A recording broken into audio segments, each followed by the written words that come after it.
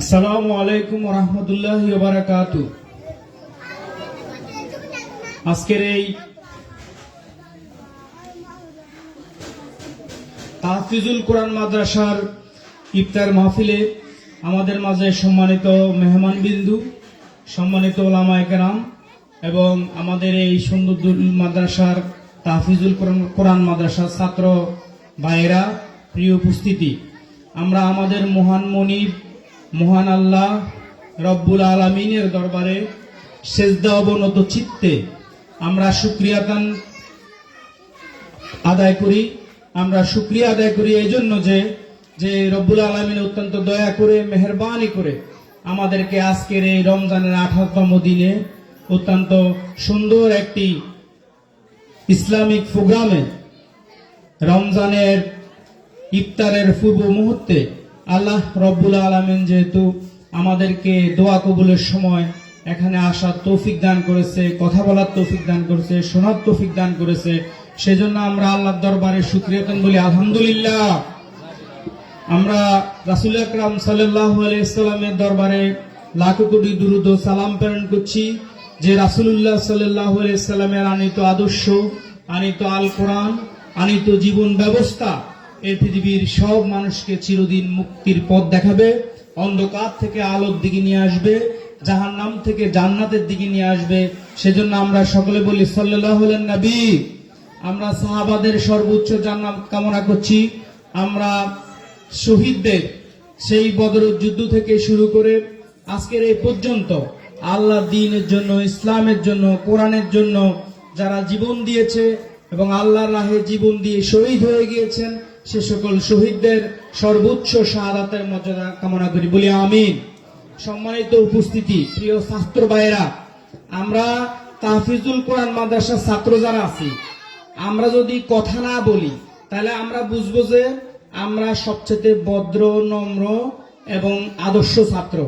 এই কথা না বলে এই পরিচয়টা কি দেওয়া যাবে? তাহফিজুল কোরআন মাদ্রাসার যারা ছাত্র আছো, তোমরা কি ভদ্র না অভদ্র? সবাই ভদ্র না? তাহলে যারা ভদ্র তারা কোনো কোরআনের মাহফিলে গেলে, কোনো ওয়াজ মাহফিলে গেলে তারা কথা বলে না, চুপটি মেরে শুনে, ঠিক আছে? এই জন্য আমরা আশা করব তোমরা সকলে ভদ্রতার পরিচয় দিবে, কেউ কথা বলবে না, কেমন? প্রিয় উপস্থিতি, মাহে রমজান, রমজান এটি আরবিতে সিয়াম বলে। আমাদের হুজুর বলেছেন কুতিবা আলাইকুমুস সিয়াম। এই রমজানের আরবি শব্দ হচ্ছে সিয়াম, আর রমজানের ইংরেজি শব্দ হচ্ছে ফাস্টিং, আর রমজানের বাংলা শব্দের অর্থ হচ্ছে বিরত থাকা। আমরা সারাদিন যারা রোজা রেখেছি, খাওয়া দাওয়া থেকে বিরত থাকছি না, এই জন্য বাংলাতে এটাকে বলে বিরত থাকা। আর আমরা রোজা বা রমজান যে ভাষায় চিনি, এটা হচ্ছে পার্সি শব্দ। এটি রমদ শব্দ থেকে আসছে। এর অর্থ হচ্ছে জ্বালিয়ে দেওয়া, ফুরিয়ে দেওয়া, ছাই করে দেওয়া। কি জ্বালিয়ে দিবেন?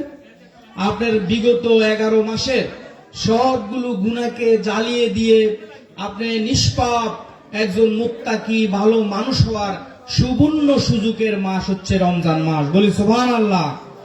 এত সুন্দর সুবর্ণ সুযোগ এই রমজানে যদি আমরা রোজা রাখি তাহলে আমাদের জীবনের গুনাহ আল্লাহ তাআলা মাফ করে দিবেন। আল্লাহ আমাদের সকলকে জীবনের গুনাহ মাফ করে দিয়ে তাকওয়াবান মানুষ বানাক, বলি আমিন। সম্মানিত উপস্থিতি, এই রমজান মাস ইসলামী স্কলাররা বলেছে রমজানটা হচ্ছে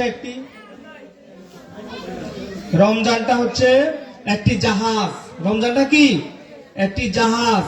এটি হাবুডুবু খাওয়া নদীর মধ্যে গুনাহের সাগরে হাবুডুবু খাওয়া বান্দাদেরকে বাঁচানোর জন্য প্রতি বছর একবার আমাদের মাঝে আসে। প্রতি বছর একবার আমাদেরকে গুনাহ থেকে বাঁচানোর জন্য এই রমজান আমাদের মাঝে আসে। প্রিয় উপস্থিতি, আমাদের সময় খুব সংক্ষিপ্ত, আমরা কম সময়ে কথা বলা শেষ করব। এই যে গুনাহ মাফের এই মাস, বরকতের এই মাস, এই বরকত, এই নাজাতের রহমত মাগফিরাতের এই মাস, এটি আল্লাহ রব্বুল আলামিন আমাদেরকে কেন দিয়েছেন? আল্লাহ কোরআনে বলেছে শাহরু রমাদান আল্লাযী উনজিলা ফীহিল কুরআন হুদাল লিন-নাস ওয়া বাইয়িনাতি মিনাল হুদা ওয়াল ফুরকান। আল্লাহ বলেছে এই সেই রমজান মাস যে মাসে কোরআন নাজিল করা হয়েছে, এটি মানুষের জন্য হেদায়েত এবং সত্য এবং মিথ্যার মধ্যে পার্থক্যকারী এক গ্রন্থ। আল্লাহ কোরআন নাজিল করার কারণে এই রমজান মাসের এত গুরুত্ব দেওয়া হয়েছে। রমজান মাস বা অন্য 12 মাসের মতো একটি মাস, কিন্তু এটির গুরুত্ব এবং মহত্ব বেড়েছে আল্লাহর কোরআন নাজিল হওয়ার কারণে। এই কোরআন যে রাত্রিতে নাজিল হয়েছে এটি লাইলাতুল কদর সামনে আমাদের মাঝে আসছে। এই রাতে যদি আমরা ইবাদত করতে পারি তাহলে 1000 বছর ইবাদত করার সওয়াব পাবো আমরা, সুবহানাল্লাহ। সুতরাং এই কোরআনের কারণে যে আমাদের এই মর্যাদা এই মর্তবা দিয়েছে, আমরা কি কোরআনের পক্ষে থাকবো না কোরআনের বিপক্ষে থাকবো? আমাদের সকলের উচিত কোরআনের পক্ষে থাকা, কোরআনের অধ্যয়ন করা, কোরআন বোঝা, কোরআন অনুযায়ী আমল করা।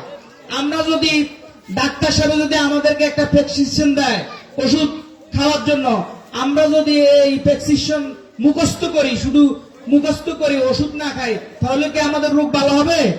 ভালো হবে না। কোরআন আমাদের জন্য একটি গাইডলাইন্স, এটা আমরা পড়ে অধ্যয়ন করে বুঝে সে অনুযায়ী আমল করে আমাদের পরকালীন মুক্তি নিশ্চিত করতে হবে। পরকালীন সেই মহান মুক্তি নিশ্চিত করার জন্য আমাদের সকলকে কোরআন পড়তে হবে, কোরআন অনুযায়ী আমল করতে হবে, কোরআন বুঝতে হবে এবং কোরআনের সমাজ কায়েম করতে হবে। তাহলে পরে আমাদের পরকালীন মুক্তি নিশ্চিত হবে। আমাদের এই রমজান এসেছে আমাদেরকে জাহান্নাম থেকে মুক্তি দেওয়ার জন্য।